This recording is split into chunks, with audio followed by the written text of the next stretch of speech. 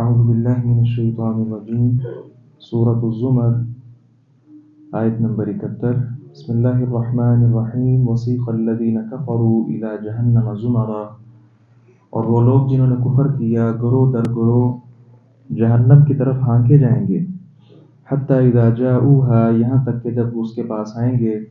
فتحت ابوابها، تو اس کے دروازے کھولے جائیں گے، وقال لهم خزنتها، اور اس کے نگران ان سے کہیں گے، الم یأتکم رسول، کیا تمہارے پاس رسول نہیں آئے تھے، منکم تم سے، یتلون علیکم آیات ربکم، جو تم پر تمہارے رب کی آیات پڑھتے ہوں، وینذرونکم، اور تمہیں ڈراتے ہوں، لقاء یومکم ھذا، اس دن کی ملاقات سے، قالوا بلا، کہیں گے کیوں نہیں، ولکن حقت کلمۃ العذاب علی الکافرین، اور لیکن عذاب کی بات کافروں پر ثابت ہو گئی ہے، قیل ادخلوا ابواب جہنم، کہا جائے گا جہنم کے دروازوں میں داخل ہو جاؤ، خالدین فیہا، اس حال میں کہ ہمیشہ رہنے والے، فبئس مثوی المتکبرین، پس تکبر کرنے والوں کا برا ٹھکانہ ہے۔ کفار جہنم کی طرف گروہ در گروہ ہانکے جائیں گے، کیونکہ کفر کی صرف ایک قسم نہیں ہے، کفر کی بڑی اقسام ہیں، تو یہ ہر قسم کی اللہ تبارک و تعالیٰ گروہ بندی فرمائیں گے، ایک جماعت بنائیں گے، پھر وہ اپنے اپنے مراتب کے اعتبار سے اپنے مقامات پر ایسے لوگ داخل ہوں گے جو جہنم کے داروغے ہوں گے، وہ ان کو داخل کرتے وقت ساتھ یہ پوچھیں گے کہ کیا تمہارے پاس رسول ڈرانے کے لیے نہیں آئے تھے، تم اس وقت جہنم کے اندر کیوں ہو؟ وہ کہیں گے آئے تو تھے، لیکن ہم نے ان کی تکذیب کی، ان کی بات نہیں مانی۔ ظاہر ہے اللہ رب العزت نے یہاں پر کہا کہ متکبرین کا جو ٹھکانہ ہے وہ برا ہے۔ اصل میں کفر کی کوئی بھی قسم ہو،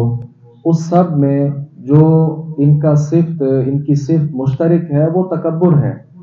کیونکہ حق بات کو ٹھکرانا یہ کیا ہے؟ تکبر، کتاب و سنت کی بات کو ٹھکرا دینا تکبر ہے، خواہ کسی انداز کے ساتھ بھی ٹھکرایا جائے۔ آپ ابلیس کو دیکھ لیں، اس نے بھی جو ٹھکرایا تھا اصل بات کیا تھی؟ تکبر تھا۔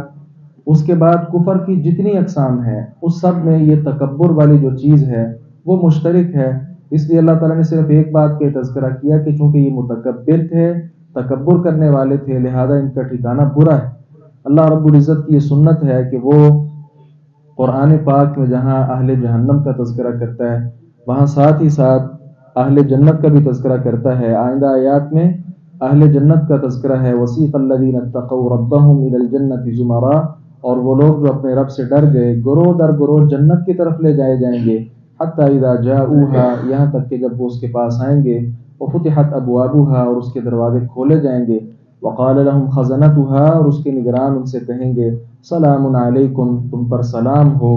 طبتم، پاکیزہ رہے، فادخلوها خالدین، پس اس میں ہمیشہ رہنے والے داخل ہو جاؤ، وقالوا الحمد للہ، اور وہ کہیں گے سب تعریف اللہ کے لیے ہے، الذی صدقنا وعدہ، جس نے ہم سے اپنا وعدہ سچا کر دکھایا، وأورثنا الارض، اور ہمیں زمین کا وارث بنایا، نتبوأ من الجنۃ حیث نشاء، ہم جنت میں جہاں چاہیں جگہ بنا لیں، فنعم اجر العاملین، پس عمل کرنے والوں کا یہ اچھا اجر ہے، وترى الملائکۃ حافین، اور آپ دیکھیں گے فرشتوں کو، حافین من حول العرش، عرش کے گرد گھیرا ڈالے ہوئے ہوں گے، یسبحون بحمد ربہم، اپنے رب کی حمد کے ساتھ تسبیح کر رہے ہیں، وقضی بینہم بالحق، اور ان کے درمیان حق کے ساتھ فیصلہ کر دیا جائے گا، وقیل، اور کہا جائے گا، الحمد للہ رب العالمین، سب تعریف اللہ کے لیے ہے جو تمام جہانوں کا پالنے والا ہے۔ تو اہل جنت کا بھی ساتھ اللہ تعالیٰ نے تذکرہ کیا، یہ بھی گروہ در گروہ داخل ہوں گے، کیونکہ نیک عمل کرنا، ایمان لے کر آنا، اس کے بھی درجات ہوتے ہیں۔ اصل میں حدیث مبارکہ میں آتا ہے، آپ صلی اللہ علیہ وسلم نے فرمایا جنت کے 100 درجات ہیں۔ اب یہ جو 100 درجات ہیں، ایک درجے سے دوسرے درجے کا جو فاصلہ ہے وہ زمین سے لے کر آسمان تک کا فاصلہ ہے، جو یقیناً 50,000 سال کا یہ فاصلہ بنتا ہے۔ تو اسی حدیث مبارکہ سے ہم اندازہ لگا لیں کہ جنت میں جانے والے جو اہل ایمان ہوں گے ان کے بھی 100 مراتب ہوں گے، 100 درجات ہوں گے، تو ہر کلمہ پڑھنے والا وہ دوسرے انسان کے برابر نہیں ہو جاتا۔ جس طرح بعض لوگ باتیں کرتے ہیں کہ ہم نے کلمہ پڑھ لیا، ہمارا جبریل کا، ابو بکر صدیق کا ایمان برابر یہ بات بالکل غلط ہے۔ آپ صلی اللہ علیہ وسلم نے فرمایا جو بغیر حساب کے جنت میں جائیں گے ان کے جو چہرے ہیں وہ چودنی کے چاند کی طرح چمکتے ہوں گے، یہ صحیح بخاری کی روایت۔ اسی طرح جو دوسرے نمبر پر جنت میں جائیں گے ان کے متعلق آتا ہے ثم الذین یلونہم علی اشد نجم فی السماء ضاءۃ ثم هم بعد ذلك منازل، آسمان میں جو سب سے زیادہ چمکدار ستارہ ہوتا ہے، جس طرح وہ آسمان میں چمک رہا ہوتا ہے اس طرح چمکتے چہروں والے لوگ جنت میں داخل ہوں گے۔ تو گویا جنت میں داخل ہونے کے حوالے سے بھی کئی مراتب ہوں گے اہل جنت کے۔ تو جنت میں جو ملنے والی نعمتیں ہیں وہ تو بڑی شاندار ہوں گی، وہاں پہ کوئی تھوکے گا نہیں، کوئی رینٹ نہیں پھینکے گا، کوئی بول و براز نہیں کرے گا۔ وہاں ملنے والے جو برتن ہیں صحیح البخاری کی حدیث مبارکہ کے مطابق ہی وہ سونے کے برتن ہوں گے، اور بالوں میں پھیرنے والی کنگھیاں یہ بھی سونے اور چاندی کی ہوں گی، اور ان کے پاس باقاعدہ انگیٹھیاں ہوں گی جس کے ساتھ وہ کستوری کی خوشبو حاصل کریں گے۔ اور ہر بیوی کو اللہ رب العزت کی طرف سے 2 ایسی بیویاں عطا کی جائیں گی کہ جن کا حسن بالکل واضح ہوگا، پنڈلیوں کا مغز وہ بالکل واضح ہوگا حسن کی وجہ سے، اور گوشت پیچھے سے دکھائی دے گا۔ اللہ اکبر کبیرہ۔ اور سب سے